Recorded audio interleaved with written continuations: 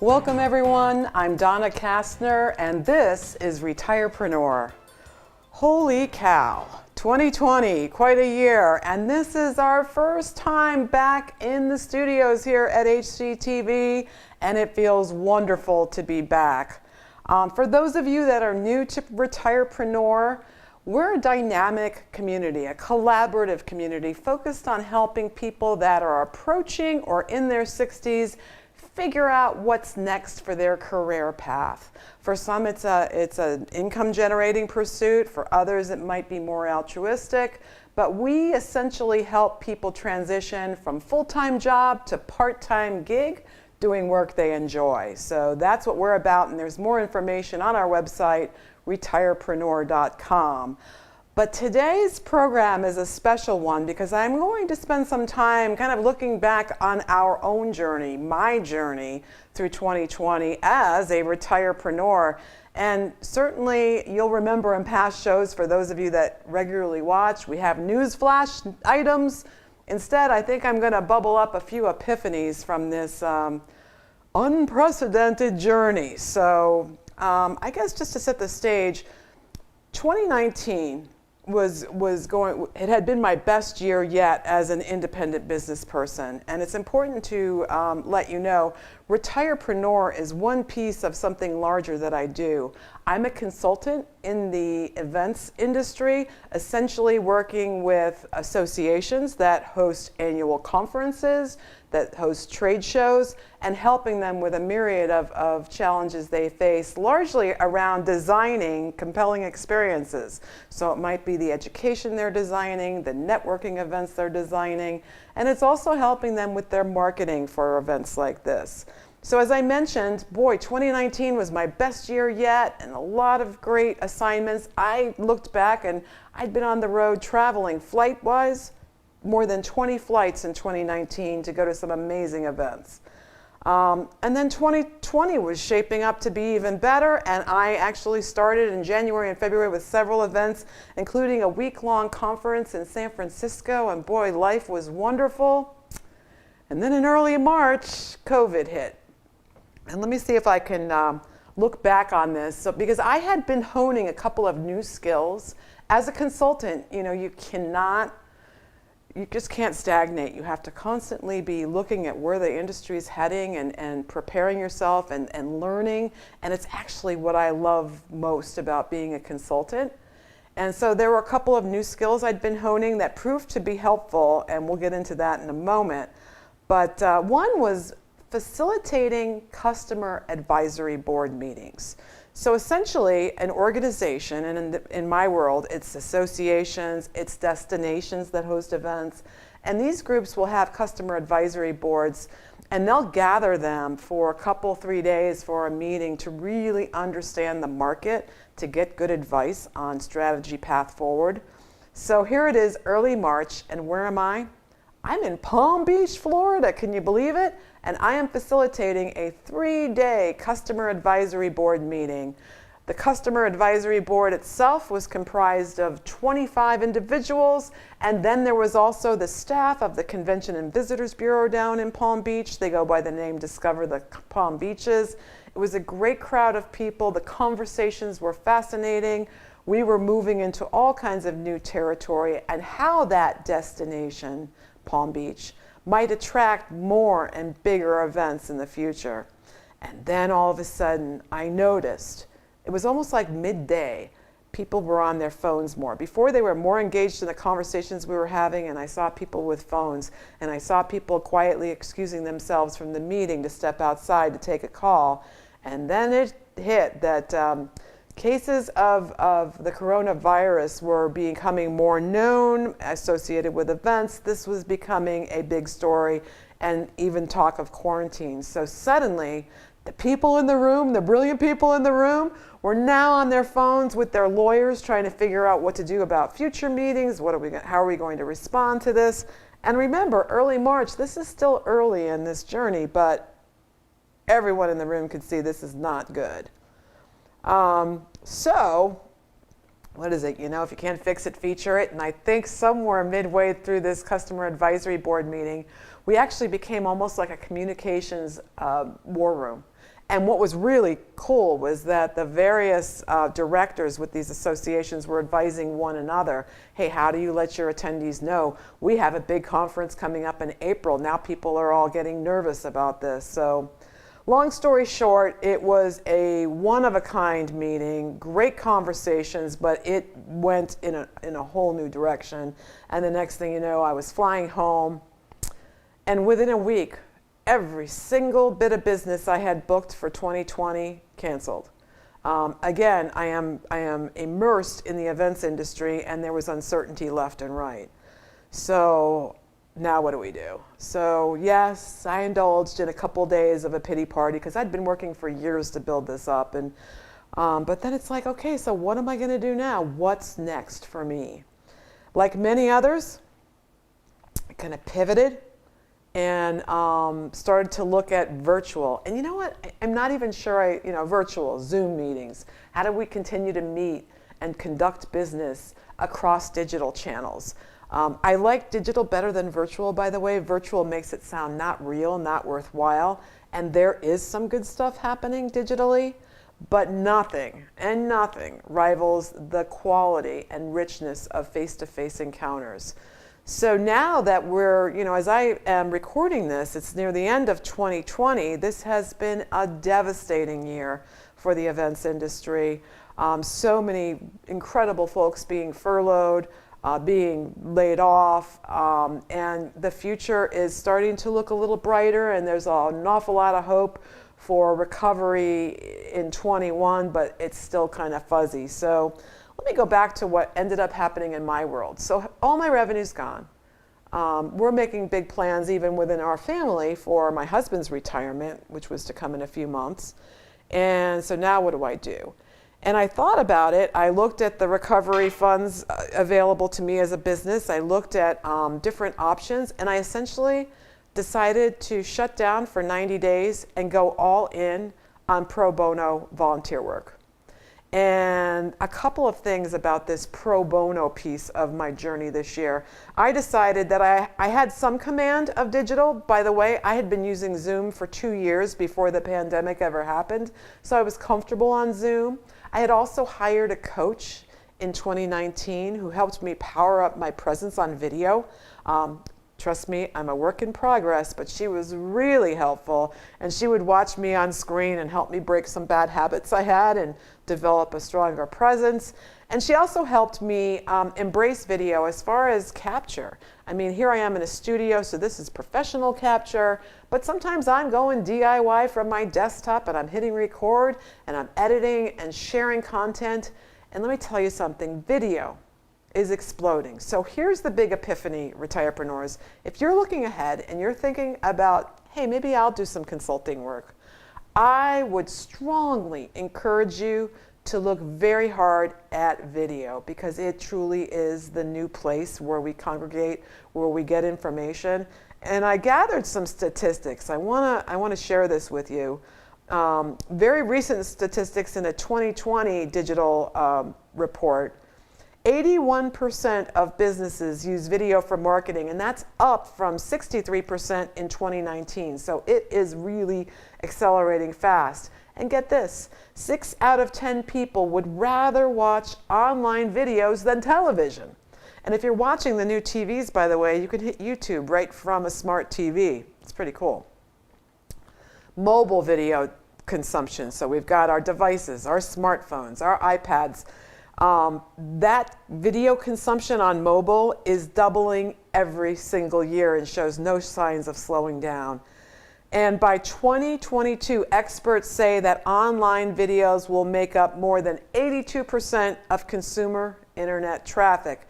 And to give you some context, that's 15 times larger than what it was in 2017 in just 5 years.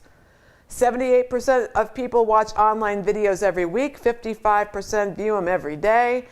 I mean, this whole video piece is just roaring. So if you're not on video, you're not an option, and you certainly won't be an option in the future. So if consulting is your path, if you're looking down the road and looking at what shall I do, I would strongly encourage you to start looking closely at video. And there are tons of DIY lessons on YouTube that you can search and start to do some things on your own. And when you hit a wall, guess what? Reach out to me, because I'll point you to a few other channels that you can pursue to learn this, because it is learnable. It is something, but it takes time and it takes practice. So let me go back to the pro bono pivot. I offered my services as a Zoom moderator for free to nonprofits, to some of my best clients, and I was incredibly busy through the whole summer. It was an offer that people liked, and by the way, I didn't just send an email, I didn't leave a voicemail, I actually recorded a 90-second video, very specific to each person, and said, hey, we're in a storm, I hope you're doing okay, I have some thoughts on how I can help, and here's what I'd like to offer. And let me tell you, almost everyone called me back. I had some incredible conversations and some incredible experiences. Most of my work was outside of Hudson, but there are two organizations I focused very intently on and helped. The first one I'm a member of, the Hudson Rotary. If you're on HCTV, you watch our meetings. And we had stopped having meetings for, gosh, about 6 weeks. And I said, hey, I can help get us on Zoom. Are you interested? And we did it. And let me tell you, 40, 50 people get online every single week, sometimes even more, for our weekly Rotary meetings. And it has been such a comfort. Is it as good as when we met face to face? No, but it's really good for the interim. And I have a hunch there'll be a place for digital in the future. So Hudson Rotary was a wonderful transition path where I did a lot of, one-on-one coaching and helped everybody get comfortable. And Wednesdays at 7:15, they fire up their Zoom, and you should check it out if you're intrigued. The other group I helped was the Hudson Job Search. Again, they had meetings every other Monday evening, and certainly with the coronavirus, with the pandemic, job futures were looking uncertain, and there were more clients. So happily, I was able to lean in there and help them kind of make the transition to holding Zoom meetings. So sometimes you could watch all the tutorials in the world and read all the documents in the world, but sometimes you just got to roll your sleeves up and do it. So here we are, fast forward to today, a couple of really huge changes happening in my world. My husband will be retiring the end of January. Our son, daughter-in-law, and grandson have moved to Nashville. They were the last thing keeping us in Northeast Ohio. So guess what? We're going to be moving likely to Cincinnati, where our other son lives, and it's closer to Nashville. And so we actually went through a big transition starting in September. It was purging all the items in our 5-bedroom house. It was listing our house, and it was selling it. And guess what? In the first day, we had 4 offers, all above asking price. So yes, the red-hot real estate market is not a myth. It's a reality. And so be careful what you do, because suddenly we sold our house and it's like, where will we go? Because we still have a few more months here in Hudson. And that's kind of a segue to where we're headed in a moment. I'm going to have someone join me in a moment, but I'm going to tell you this transition for my husband and I, as far as leaving a house, a home we'd been in for 26 years, that was our history, that was our life, that was our family. It was hard work, but it was emotional, a lot of emotional tugs too. But guess what? We managed to do it. We landed beautifully at, you're going to be surprised, the Springwood Luxury Adult Living, the apartments, the new apartments on Boston Mills Road.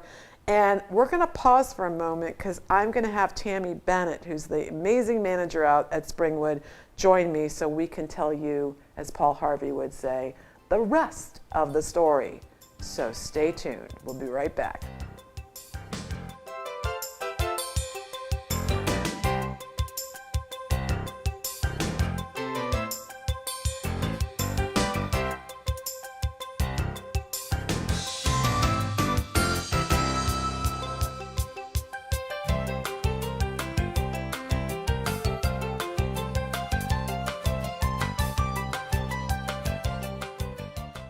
And we're back, and joining us now is Tammy Bennett, manager at Springwood Luxury Adult Living. Did I get that right? You did. Welcome to Retirepreneur, Tammy. Thank you for having me. I'm flattered you picked me, Donna, for your last show. Tammy, you have such a wealth of knowledge on this transition that we're still moving through. So I thought it would be great if I could just pick up where we left off and that, start to talk a little bit about this Springwood journey. But before I do, I'm curious how someone, commercial art, graphic design, that's your degree, and how do you wind up, kind of managing adult communities? Well, I owe that all to my grandmother. I worked in graphics for like 16 years, and my grandmother became ill. I went and helped take care of her, and I'm a people person, so while she was recovering, she said to me, you have an old soul, and you need to focus on being around people, because the business I was in, and I loved it, but it was deadlines, and you did everything, fast paced, and there were only 5 of us on a Mac computer. So I really you're doing marketing stuff? Yes. In the business world. Yeah. And so I thought, you know what? I'm going to go out there and I'm going to look for nonprofit, because I know that that's where my heart is into. So I did look at the Alzheimer's Association out there in Youngstown, and then I came to a place called Sumner on Merriman, and I knew when I walked in that building, I knew that's where I was going to be. I didn't know what I was going to do because of my background, but I did. I got a job there. I fell in love with the people, and I was there for 18 years. And so what kinds of things were you doing there? Was like activities? Oh, I was an activities director, but I also did admissions. I also worked really close with, at the beginning, I obviously did all their nonprofit database and their annual reports and all graphics, and then it changed over to profit. But I had made such ties with a lot of these residents, I wanted to hang there. And I became very, I want to say, it was like a spiritual journey. It was a journey, and they gave me an opportunity to be an activities director, which I really didn't think I had the qualifications, but I did. And later down the road, I had another company look at me. They really didn't have a title for the position, and it was at Springwood. And I thought to myself, this is totally different. I'm going to be like the manager. I'm going to be like the, we kind of joked about it, like a Love Boat kind of person. I'm going to be, managing all these other people. The cruise director. Yeah, exactly. But I fell right into it. And I looked at it and I said, you know what? God wants me to be here. And honestly, these people are my friends. In the wisdom of elders, how cool that your grandmother could see and help you see this potential transition that was pretty extensive. It was pretty big leap. Yeah, it was like a leap of faith. And I'm really close to my parents, but my grandmother was my best friend. And to this day, I talk to her all the time, and I thank her for leading me on this path. And I feel like you said, the people that are at Springwood, I have them all different kind of ages, and it's rewarding to me, and I will do everything to keep those people happy. So let's talk, well, first of all, our paths crossed initially through the Hudson Chamber of Commerce. We were both at a networking event pre-COVID, and so there weren't masks, and we had a great chat, and you were just, I think, coming into your role. Things were just opening up. Yes. I was fascinated, and then I think soon after COVID, it was an element later. But talk to me a little bit about this new community out in Boston Mills Road. Well, this community is 55 plus. It's a luxury adult community, and it's really a tight-knit community. You get to know people. If you don't want to be social, you don't have to, but I have every program that you can think of, from making hats to art classes to having a wine and chocolate pairing to a beer tasting. And also, the nice thing about being on this whole campus, we have 16 acres, but we have Danbury on one side and you have Springwood. If you ever do need those services, it's so easy to have that transition, and you get to know all the people. It's not like they're just throwing you into a place that you don't know or understand. So Springwood is very independent. Very. I mean, in all honesty, this is the elephant in the middle of the room. Even for us, we were like, wait a second, we're in our early 60s. And actually, thank you, Maureen at Velocity, because you're the one that told me. I was trying to figure out, we sold our house, we need somewhere short-term, month-to-month, and this just turned out to be perfect for us. But the hesitation for us was, ooh, this might be a little older than where we are. We're thrilled. You have created such an incredible community. Now, my husband's leaving for work each day. We're both working full time, so we're probably not as engaged during the week, during the day, but we've met residents. It is truly a community feel, and I think that's thanks to you and the others at Springwood. But yes, Danbury's there. Right. Because here's the thing, and I've done a lot of soul searching around retirepreneur even in this whole generational thing, and it's not so much about generations, it's life stages, and at certain life stages things progress, and aging, like I keep telling my husband, I'm like, okay, so we're not going to run a faster marathon 5 years from now, not that we're running them now, but you know what I mean, there's a gradual slowing down. And so it's nice to know, first of all, that is a very turnkey kind of place. It's very easy, having had a house and all the things that come with it. I think the big thing for us was just trying to winnow down our stuff, because we also discovered that your kids don't want your stuff. They love you, your stuff not so much. Yeah, that downsizing That's hard. It seems to be the problem. People they get anxious because it's like all that stuff, and just the whole process of thinking about moving and transitioning to another place. But it's not as hard as you think, and we have a lot of people that help you out. And once you get there, every single person who lives there right now, which we're 50% filled, they will tell you, I wish I would have done it sooner. Yep. Because they're living. They are living. We wait for like a life event to make this happen, and I am noticing that many in the community chose it before it was ever even something. And let's talk about kind of some typical stories. So for us, it's the fast sell of a house. Are we unique? Do you see where people like our age, empty nesters, need a place to kind of hit their pause button for a while? Yes, I do. We've had quite a few people come and look into living there because they either, like yourself, sold their house, or they bought a place and they're redoing it and they're going to stay there until, it's time to move in. Or even we have some people that maybe are moving there and knowing that one of their loved ones who lives with them may be transitioning over to Danbury eventually. So it's a safe haven there. They can be there together until maybe one person needs more care, and they can go to Danbury, or you can bring care in. So it's a wonderful place, and you have choices. If you make them now, then your kids don't have to make those choices for you then. That's a hard thing for children to make the choice for you to go to Danbury. Versus proactively doing exactly. this. And I'm watching, so in any given day, I'm seeing, people are driving out and doing their thing, and they're just doing wonderful things.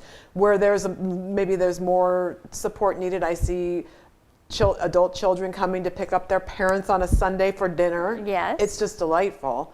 And then the campus itself, it's beautiful. I mean, you can look out now and see, you can see Lake Forest Country Club across the lake. Yes. So it's beautiful, it's clean, and there's a simplicity to it, but there's a warmth also. And we have people that belong to that golf course, and they walk right over there, and they'll get picked up and go tea time. Golf. Yeah. It's whatever you want to do. If you want to go fishing, you want to go hiking, you want to go biking, these people are active. At any age, you're active. Yeah. I mean, we have people that are in their 70s or 80s, and they can do circles around me. I mean, it's a state of mind.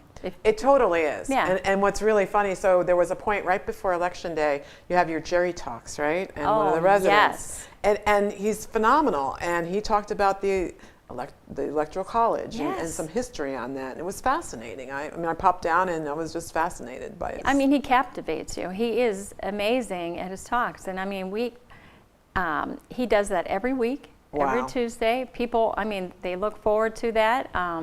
We have all kinds of small groups. We have everything, like I said, from painting to happy hour to There's a beer tasting I know my husband's Yes, watching for. He's going that's to be looking right. for that one. So you know what, Tammy, we could go on for a while. I know. There's so much more to explore. So if people are watching this and they're intrigued and they want to take a closer look, what can they do? They can give me a call. Kind of take a tour just like you did for us. We'll set up a private tour, and we'll follow all the guidelines to come in a tour.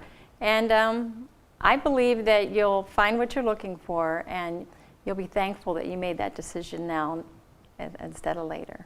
Wonderful. And the website is springwood-living.com. Tammy, thank you so much for joining us today. Thank you so And thanks for all much, you did Donna. to help ease our transition, because Yes. you were amazing. And you know what? So I opened this show saying it was my first time back in the studio, and then here's the sad news. This is also my swan song for HCTV. It's been a few years of doing Retirepreneur TV, and I want to thank everyone here at HCTV. You guys were instrumental in helping me move into this new territory of video, and you had an abundance of patience and kindness in helping me navigate this. And let me tell everyone out there, if this topic of career paths, encore careers, is something that you're passionate about, maybe you're serving a group that is going down this road, I'd love to see this show continue on HCTV. So if you're interested, reach out to me, reach out to Barb, the station manager here at HCTV, and let's talk, because it's so funny. Even with a mask on during the pandemic, I'm shopping in downtown Hudson a few months ago, and somebody said, "Hey, aren't you that lady with the show on HCTV?" So people do watch and people do learn. So I want to thank you, my audience, for watching, for encouraging us, for your feedback, and I wish you all the best as you continue on the trail. And understand, I'm still out there. I'm just in Cincinnati, and I'm at retirepreneur.com. So thank you, everyone, for watching.